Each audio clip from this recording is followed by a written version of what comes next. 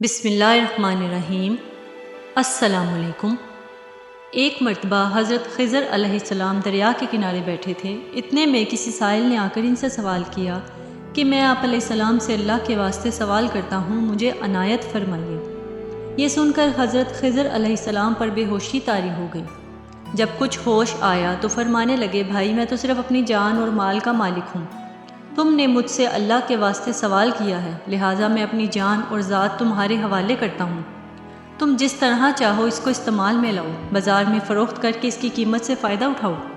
چنانچہ سائل ان کو بازار لے گیا اور ایک شخص صائمہ کے ہاتھ ان کو فروخت کر دیا۔ وہ صائم ان کو خرید کر اپنے گھر لے گیا، جس کی پشت پر اس کا ایک باغ تھا۔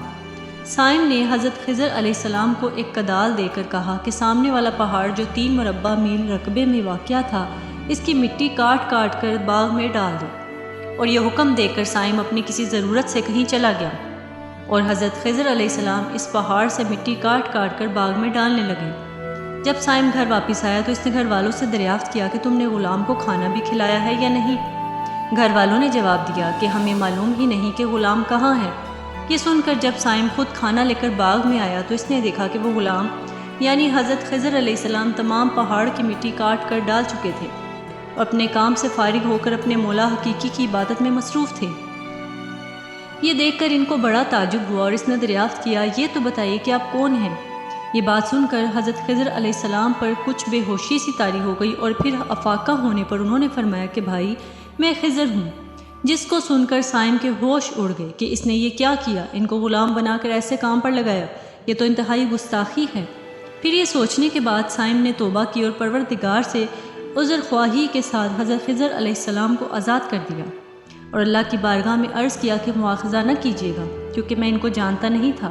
اس کے بعد حضرت خضر علیہ السلام نے دعا فرمائی اور سجدہ شکر بجا لائے کہ اے میرے پروردگار، میں تیرے ہی حق میں غلام بنا اور تیرے ہی حق میں آزاد ہوا، اس پر تیرا شکر گزار ہوں۔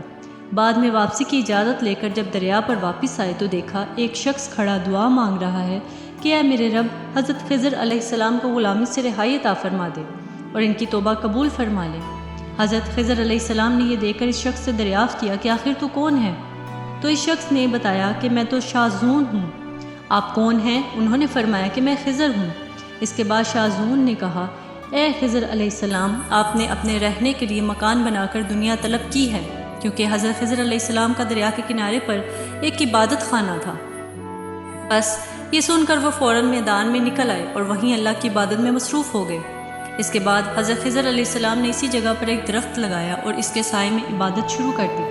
تو آواز آئی، اے خضر، جب تم نے درخت کے سائے میں سجدہ کیا تو تم نے دنیا کو آخرت پر ترجیح دی۔ پھر فرمان ہوا، مجھے اپنی عزت اور جلال کی قسم ہے، مجھے دنیا کی محبت میں رضامندی نہیں ہے۔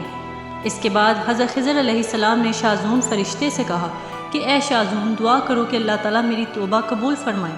چنانچہ شاذون نے دعا کی اور اللہ تعالیٰ نے شاذون کی برکت سے حضرت خضر علیہ السلام کی توبہ کو قبول فرمایا۔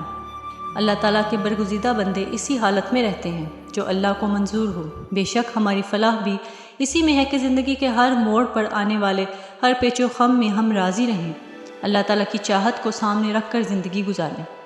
سبحان اللہ، بہت شکریہ۔